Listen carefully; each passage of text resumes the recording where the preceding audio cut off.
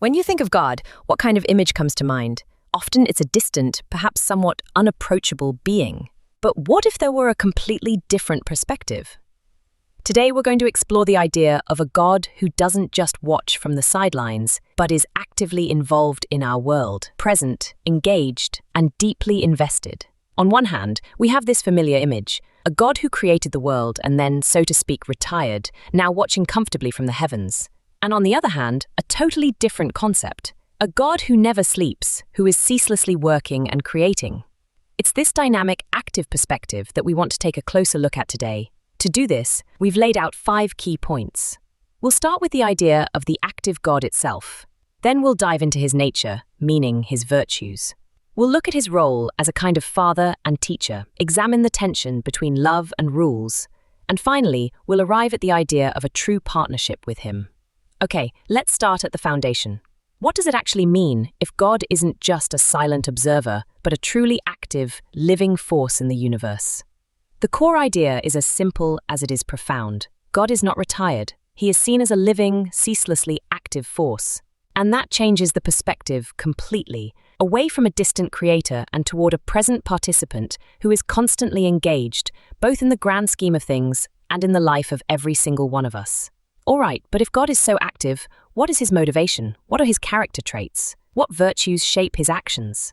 To understand that, we need to look at the cornerstones of his character, which give a very clear direction to his work. The first virtue is purity. But this is about much more than just a moral commandment. It's the idea that a deep love for innocence and sincerity is the necessary prerequisite for building a connection to God, or you could say for becoming a vessel for his spirit. Closely linked to this is humility. In this understanding, however, humility is not subservience, quite the contrary. It is the result of radical honesty with oneself. For someone who unflinchingly acknowledges their own strengths, as well as their own limitations, humility arises almost automatically. And that then becomes the basis for all personal growth. And the foundation for all of this is truth. In this view of God, he is absolutely truthful. The logic behind it is actually quite simple. Because his knowledge is considered perfect, his judgment can only be right and just. There is no hidden agenda, no deception, only absolute, reliable clarity. This leads us to a sentence that at first sounds like a contradiction. He loves everyone, but abhors evil. How does that fit together? The resolution lies in a very important separation. The love is always for the being, the person. The abhorrence, however, is directed at what the darkness, the heartlessness, and the distance from God makes of a being. You can perhaps imagine it like a dirty diamond. The diamond is beautiful and wonderful, but the dirt on it is repulsive and unpleasant. It's the impurity that is offensive, not the diamond itself. God knows it only needs to be washed, and then it will shine again in its own brilliance.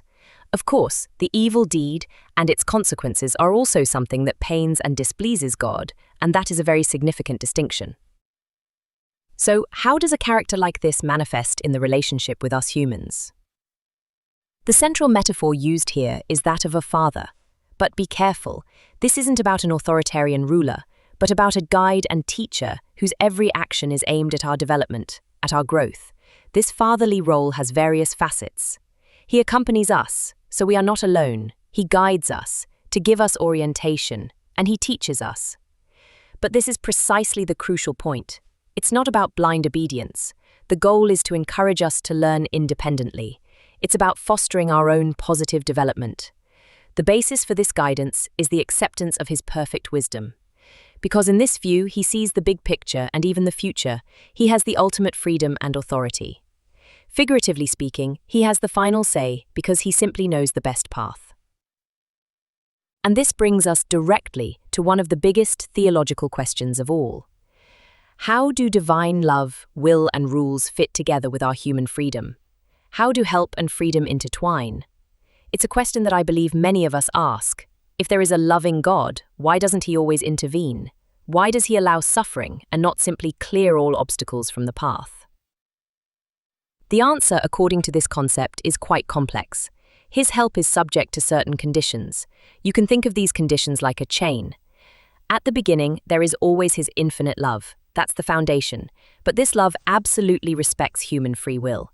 And that's the decisive point. This means help must be wanted and also requested. It is not forced upon anyone. And finally, God also respects the rules of this world. He is not a magician who simply suspends the laws of nature and makes obstacles disappear. All of these points, the active character, the fatherly role, the respect for free will, culminate in one final, very powerful idea. Understanding the relationship with God not as one-sided worship, but as an active partnership. But what does partnership mean exactly? It describes a radical empathy. The idea is that our suffering is also his suffering, and our joy is also his joy. It is a relationship so deep that it is characterized by compassion and even a willingness to sacrifice. The distant observer thus becomes a fully engaged partner. And this partnership culminates in a central sentence. And the more we serve him, the more he can also do through us. This is the essence of co-creation. Our actions are understood here as the channel through which God can work in the world. Our hands, to stay with the image, become his hands. So we have painted a very specific picture of an active, loving God that culminates in the idea of partnership. And this idea raises one last very personal question. If God is a partner, then what is our contribution? What does that mean for our daily actions?